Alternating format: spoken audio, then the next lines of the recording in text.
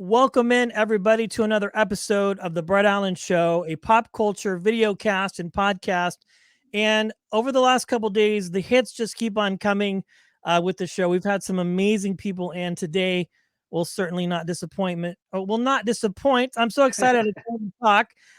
We are talking with legendary comedian Guy Torry about Phat Tuesdays, delving into the history of an all-black comedy night at the Comedy Store in the 90s in LA. Such a great show, such a great documentary. Guy, thank you for your time. Thank you for having me. I appreciate it. Glad to be here. Yes, well, this is a phenomenal show, a phenomenal documentary series. We had Finesse Mitchell on yesterday, and we talked about this. And I am just absolutely fascinated by this because this is a lot of cultural history about comedy that I was really unaware of, which is probably no surprise. And it's unfortunate, really, because this is just so good. If you can let our listeners and viewers in on your perspective on this and sort of the genesis of how this all came about. Well, Fat Tuesdays was a comedy night that I created in 1995 to help showcase Black comedians. LA was very divided at the time after the Rodney King riots. There was so much going on in the 90s that divided the country and divided LA. The OJ trial, the Michael Jackson trial, and then the Rodney King verdict. And there was a Black comedy club in South Central Los Angeles where Hollywood would come and scout talent. And once the riots happened, people were scared to go to Black neighborhoods in LA to see Black, comedians perform. So I wanted to, us. I had a solution, and like take the hood to Hollywood. I went to the world famous Comedy Store on Sunset Boulevard, where industry flocked to scout talent, and there's where I started Fat Tuesdays, and this documentary tells that story. And I didn't realize I had a story until I started researching, because a comedian, Michael Blackson, said, "Hey man, I miss Fat Tuesdays. These young comics need to know about it." And I started digging through my archives, and I had something. And I started interviewing comedians, and they started saying how much it meant to them and what happened to their careers after Fat Tuesdays. And I was like, okay, we got to do this. Yeah, I mean, it's so good. And you have so many amazing people. And I have questions about this because Finesse said something interesting. I'll go ahead and ask this question first. He said initially, when you kind of pitched the idea, that the interest that you have now, the people that are on there, and when you started was a lot smaller because not a lot of people were super, I don't know if they were interested or excited about it. I'm very curious, like, what was your how did you convince other black comics, who are all of these people are just icons, including yourself, to say, hey, let's do this documentary because I feel this is really an important message to tell. Well, I mean, that's a great question. In Hollywood, we're pitched so much stuff. Everybody has an idea. Everybody has a script. Everybody has a documentary. So you Yeah, hear so much of that you kind of tune it out until you know it's real. And right. so years ago, when I was pitching, when I was putting the sizzle together, the presentation to go out and pitch it, I had nobody attached. I didn't have a studio attached. I didn't have a director attached. I didn't really have a big name attached. It was just like, hey, I want to shoot this sizzle to go shop this idea. So at that point, yeah, a lot of people were like, some people were committed and like, yeah, I got you. Like Cedric the Entertainer and Regina King and Tommy Davidson came through like shining stars. Like, okay, I'll help you. Every time I called on them, and Lunel, every time I called on them, they came. So they didn't really worry about who I had attached. They were doing it on the strength of our relationship and our friendship. Even Kevin Hart and Cat Williams also did an interview for the presentation. And then once I got the presentation done and I started calling people, and it was some interest, like, okay, well, just call me when you're ready. It wasn't like, yeah, call me when you're ready. And then of course having, Kelsey Grammer's name attached to it, then it's like, oh, this is real. You're serious about this. And then having Amazon as the studio, Amazon Prime, is like, oh, you serious. And then you attach a director like Reggie Hudlin. It's like, oh, you ain't bush with this. You really serious about this. And so it went up and up. I mean, yeah, they'll come do it for Guy, but let's be honest. You get a name like Kelsey Grammer, Amazon Prime, and Reggie Hudlin, and the rest is history. Of course, Game they're dialed over. in. Yeah, of course. Yeah. I knew what Um, I was doing. I knew my worth, but I knew it would be worth more by having those other icons attached to it. I totally get it. I mean, as a podcast host, it helps to have very recognizable names to get other talent. I mean, it is what it is. It's social Right? And proofing. It's yeah. whatever. I mean, 3 or 4 years ago, we probably wouldn't be having this conversation, but after a lot of hard work and hustle and just putting in the time, that's the key, because I think and fully believe, good things come to those who wait. If I had reached out to Danielle, your publicist, 3 years ago, hey, can we get Finesse, and can we get Guy? Well, maybe, but let's think about this. You mentioned Tommy Davidson. He's been on the show twice. I love Tommy. He is one of the Love best Tommy. people on the planet. Um, One of the most salt of the earth, real people, and Smart too. Lunell as Very well. smart. Lunell is great, and I had a very good conversation with her. She made me kind of nervous, I'll be honest, but she was very kind. Um, this is interesting because you started something that became a huge success in the 90s. I know the 80s, there was a massive comedy boom. Right. And that was when everybody was coming out to LA because Carson was there, and everybody, that was kind of the way to get into television and holding deals and stuff like that. So you come to Missy Shore in the 90s. I'm assuming that's who you had this conversation with, and you said, I want to start this all black comedy night. And Finesse had mentioned that it started in the belly room, which seats maybe 70 people tops. And then all of a sudden now you're packing out the main room. Was that an interesting conversation to have with her? Because I've never ever met her, talked to her, but I've heard a lot of different stories about Mitzi. Was it an easy convince, or how did that, if you don't mind sharing, if you're comfortable, sort of, kind of a synopsis of how you kind of even got her to be like, okay, this is all yours. Yeah, well, just take it back a little bit too. Like that, yeah, the '80s boom of comedy was spectacular because the disco era had kind of Yeah. dipped. So some of those old discotheques became comedy nights now, or comedy clubs with this, and still had the mirrored ball in the middle of the room doing a comedy show, which is crazy. And then, but it still was kind of mostly white. And the Chitlin circuit was still very prevalent back then. Yeah. The black circuit, but for music, comedy, anything black.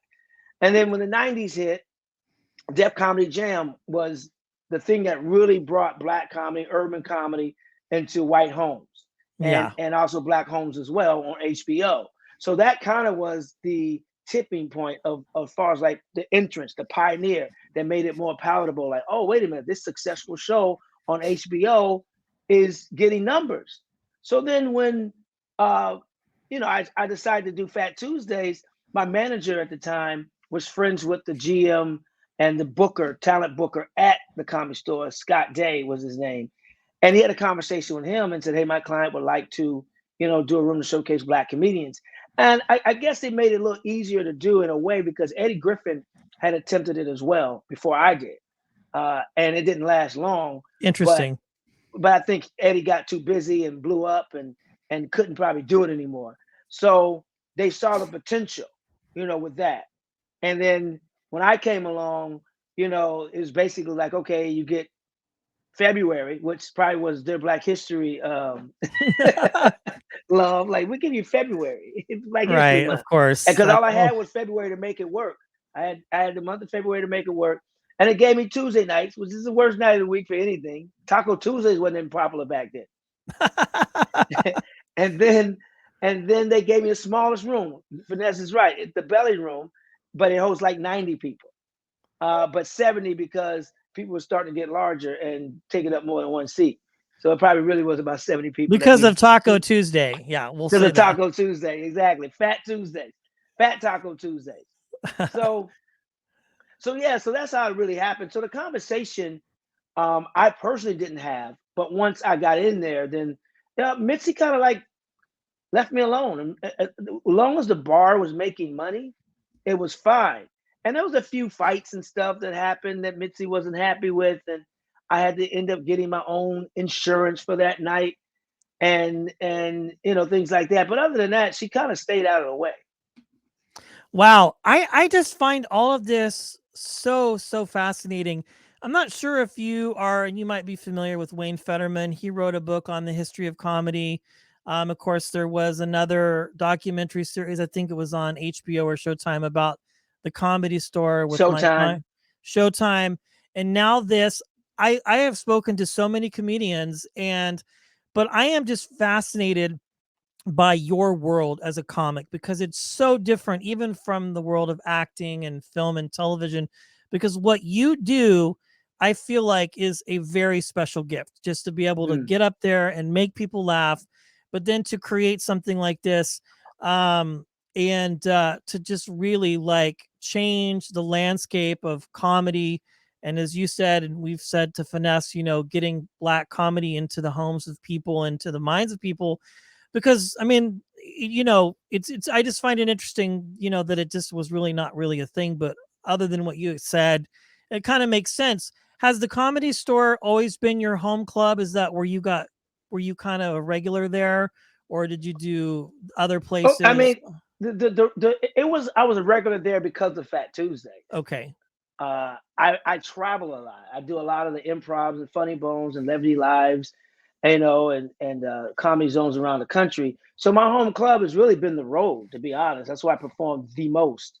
And the Comedy Store is, I can call it my home club, but also, I work at the Improv as well, Hollywood Improv. I work at, the Laugh Factory. But if because of Fat Tuesdays, I can definitely say, that's my home and my home base because the show was anchored there. And I'm out of the three clubs because of Fat Tuesdays and doing it for 10 years. I've been on stage more there than anywhere else in Los Angeles, but around the country, the improv chains and the funny bone chains is where I kind of, make my home. I love it. One last question here, Guy, as we wrap up this conversation. I'm very interested, again, as I said earlier, the world of comedy, comedians just absolutely fascinates me. What was it that appealed to you about becoming a comedian and a storyteller? Like, what was it that drew you in and said, hey, this is what I want to do? Because it's just so different than what most people might be familiar with. I was a college dropout and need to prove to my siblings that I'm not no, that That's funny. I can make more money than them without a degree. No, I'm just joking. That's horrible advice for kids. Horrible. Go to I school, mean, it's eat your probably vegetables. true. It's Yeah, well, I very do. But true. anyway, but no, the thing about it was I've always liked attention growing up. Sure. No matter what it was, I just like attention. And I love cheering people up. I was always the guy that wanted to, if you're in a bad mood, I'm trying to cheer you up. I used to get in college, I used to get calls at 2 in the morning from girls, which I thought were booty calls, but they weren't. They had just broken up with their boyfriends and wanted me to make them laugh at 2 o'clock in the morning. Go figure. So, it was, I guess, the combination of liking attention and loving cheering people up doing stand up comedy is the best recipe for that. I love it. Well, you've had such a long and iconic career, and really, this documentary, again, I highly recommend people watch this that are watching and listening. And again, we'll link it in our show notes. It's Fat Tuesdays, available to stream now on Prime Video. Again, it delves into the history of your Fat Tuesdays, the all black comedy night at the Comedy Store in the 90s, and really lets anybody and everybody in on just such a period of time. The 90s was just so on fire with stand up, and just a crazy time. Lots of good It's memories, so I'm sure. it's so crazy hearing legend and icon attached to my name. It's so weird. I'm in New York right now, and I stopped by the Comedy Cellar last night, and I see Michael Che and Chris Rock, and we have a conversation. They were both doing time on stage, and when I think icon and legendary, I think of Chris Rock, Michael Che, Dave Sure. Chappelle, my brother Cedric, and all those guys, DL. So it's weird hearing it attached to my name. It's just weird, but thank you. I Yeah, appreciate it. it's very true. I mean, I'm sure it can probably be a polarizing term at some point, but I mean, honestly, like, as they say, you have the receipts, my friend. Like, you have the proof of really putting the grind in and enjoying the success. And as a side note, yes, college is cool, but I'm certain you probably make 3 or 4 times hand over fist. I have a bachelor's degree, and I have no doubt about that. So I can. It's funny but true. Everybody, please, again, this Phat Tuesdays is now streaming on Prime Video. Please check it out. Guy Torry, thank you for your time, my friend. It's been a pleasure Thanks for chatting. having me. It was definitely time well spent.